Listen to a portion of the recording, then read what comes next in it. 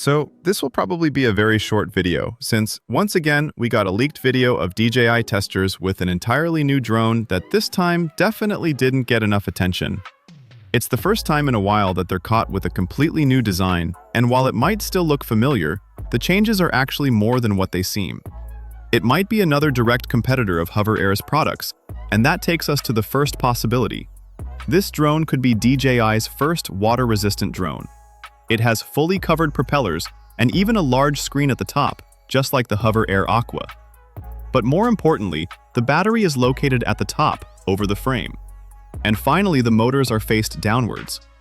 These two things aren't usually seen on regular drones from the Neo series. The only one I can think of is the Avata 2, which isn't exactly known as a very well-flying FPV drone. At the same time, it would honestly be quite weird to see DJI entering a market that's still a very small niche. So another option, which probably is the most possible one, is that this drone is actually the Neo 3.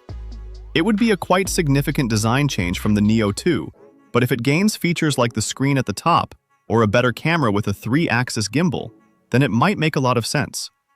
We're still at the beginning of the development, so make sure you're subscribed to not miss any new update, and drop a like if this video was helpful.